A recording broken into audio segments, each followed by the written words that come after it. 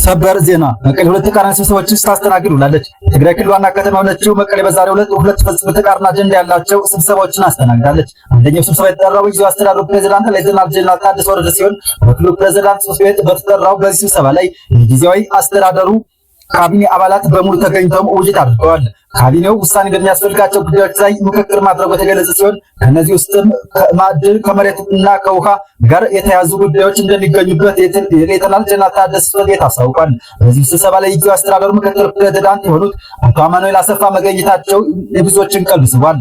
አቶ አማኑኤል የህወሓት ምክትል ሊቀመንበርም በመሆናቸው የደብረጽዮን ቡድን በሚከናወናቸው ስብሰባዎች ላይ ከመገኘታቸው በላይም አብረው ውሳኔዎችን ማሳለፋቸው የሚታወቅ ነው። በሌላ በኩል ህወሓት በዛሬው ዕለት በመቀሌ ውስጥ ሁሉንም የቀድሞ የክፍለ ከተማ አመራሮች ሰብስበው ውይይት ሲያደርጉ ውሏል። ይህኛው ስብሰባ ደግሞ የጊዜያዊ አስተዳደሩን የስልጣን ባለመቀበል ከ5 ዓመት በፊት የነበረ የክልሉ እና የከተማው አመራር ወደ ስራ በሚመልስበት መንገድ ላይ ምክክር አድርገዋል።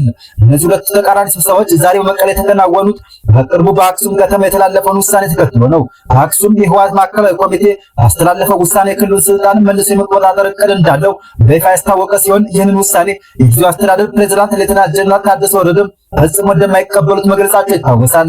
ወርልድ ኒውስ ሀብ ተንታኞችን ጠቅሶ እንደዘገበው አሁን ላይ ያለው ሁኔታ መደበኛ የፖለቲካ ሂደት ሳይሆን ስልጣንን ለመቆጣጠር የሚደረግ ፍጭት ብሎታል። ይህን በአካባቢው ያለውን የጸጥታ ሁኔታም ሊያባብስ እንደሚችልም ተሰግቷል። ሌተናል ጄኔራል ታደሰ ወረደ እንዲህ ያሉ አካሄዶች ወደ ግጭት ሊያመሩ እንደሚችሉ በግልጽ ማስጠንቀቃቸውን ያወሱት ተንታኞቹ ማስጠንቀቂያው በርካታ ስጋትን መደቀኑ ተነግሯል።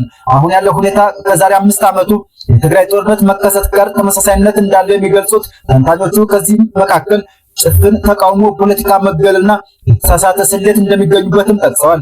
የአክሱም ውሳኔ ትግራይ ጦርነት ባስቆመ የፕሪቶሪያ ስምምነት ላይ የተመረኮዘ ቢሆንም ተንታኞች ግን እንደዚህ አይነት የተናጠል ውሳኔዎች በቋፍ ላይ የነበረውን ስምምነት ሊያናጉ እንደሚችሉም በመናገር ላይ ናቸው።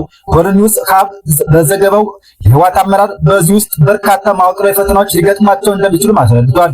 ከእነዚህ መካከልም ህጋዊነት፣ የውስጥ ሸቆቻ፣ የዲፕሎማሲ ድጋፍ፣ ወታደራዊ አቅም እንደሚገኝበት የጠቀሰው ዘገባው እነዚህ ሁሉ አሁን ካለው ፖለቲካዊ አካሄድ ጋር ሲደመሩ ስልጣናቸውን ለማስቀጠል እንቅፋት እንደሚሆንባቸውም አስታውቋል።